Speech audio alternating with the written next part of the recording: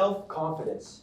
Sounds like an easy skill to grasp, but you may wonder why more people don't have this skill. For anyone who acquires it, sky's the limit. Without this skill, though, I present to you the average person who isn't particularly successful nor happy with themselves.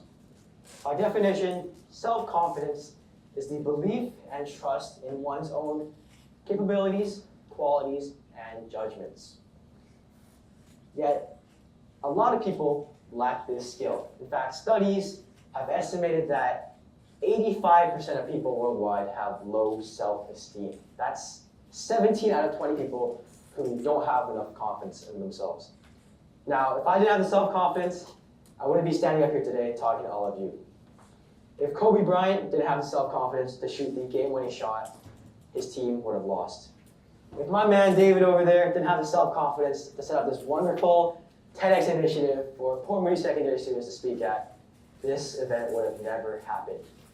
Ultimately, the point is that when you do not have confidence in yourself, no one else can instill it in you. Let me rewind to what I said earlier. Self-confidence is a skill, a positive mindset that you can learn to adopt. It takes practice and time, but with 3 easy steps I've used, you can also learn to be self-confident.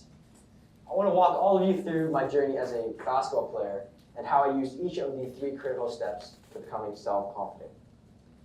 Now, wait a minute. This little 5'7" Asian kid is saying that he's a basketball player?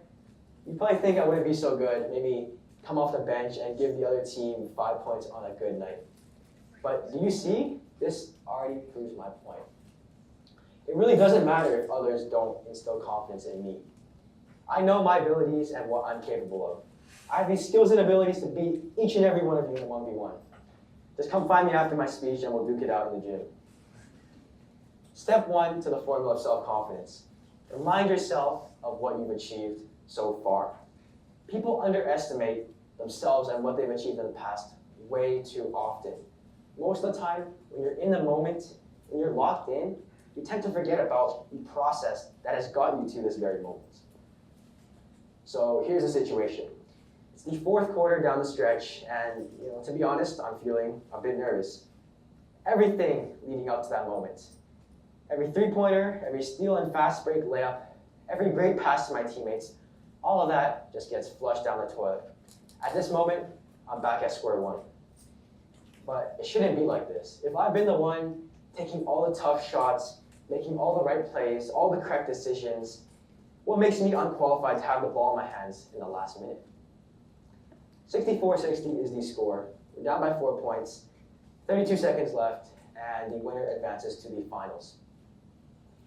As we step back onto the court, I reminded myself that I am that guy.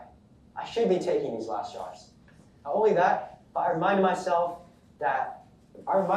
of my past achievements and what has got me to this point.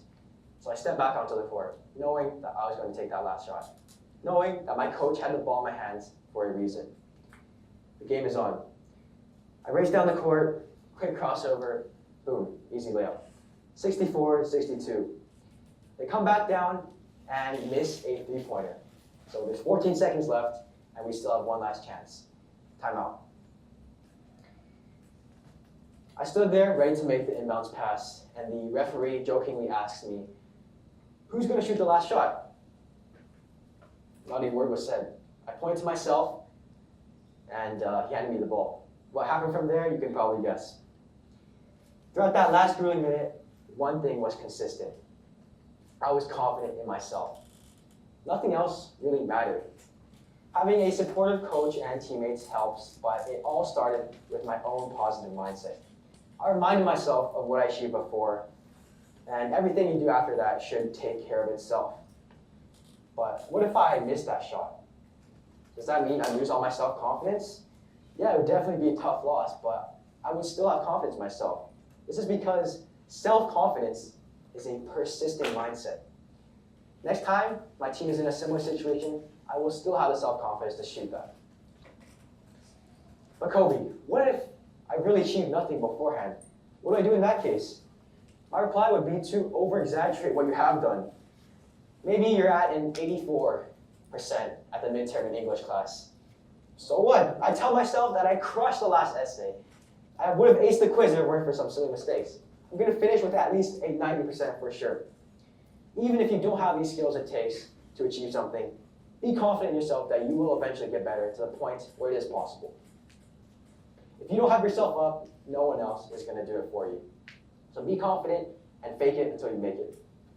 Sure, some people may say that self-confidence comes off as being cocky. However, this is exactly what step 2 is to talk and express your self-confidence. What do I mean by talking to yourself? Talking to yourself is basically hyping yourself up, motivating yourself. You can motivate yourself by telling yourself that you got this. For example, during my own games, I'll tell myself, Kobe, man, you got this. Keep hustling out there. These dudes got nothing on you. That was a censored example, but you get the point. Even if the things you tell yourself are completely false, so what? We're not always going to be 9 years old with mommy and daddy on the sidelines cheering us on. It always goes back to the simple fact that you are the only one who can build self-confidence. No one is born with it.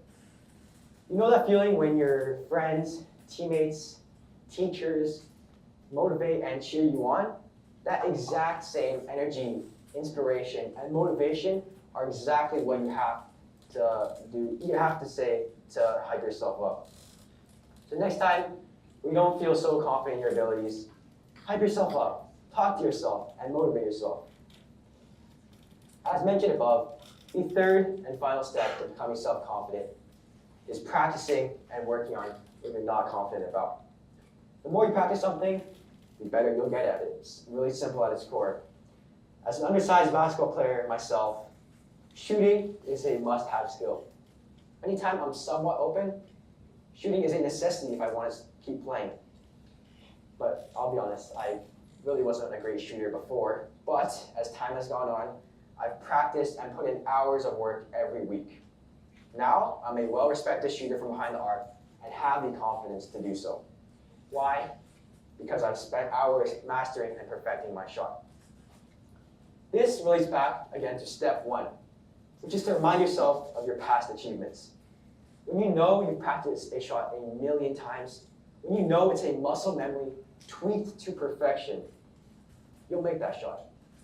No one just steps onto the court and is able to shoot. We all have to put in the work behind the scenes to get there. I don't just come up here on stage and start talking. I practiced this speech countless times to myself and in front of the mirror. I talked myself up and reminded myself that I'm qualified to give this TED Talk today. Ultimately, it boils down to the 3 ingredients I've talked about. Number 1, remind yourself of what you've achieved in the past and what your efforts that have got you to this moment. Number 2, hype yourself up and talk to yourself. Tell yourself the things that you need to hear to be self-confident. And lastly, number 3, practice and put in the work. Simple as that, those are the 3 steps to becoming self-confident. Now, the one thing I want everyone here today to leave the room with is that you are the best at what you do. Who says you can't be the best? Who says you can't be the best athlete on the court, the best student in the classroom, the best employee of the company? Leave here today knowing that you are the best at what you do, and your confidence will always come from within. Thank you.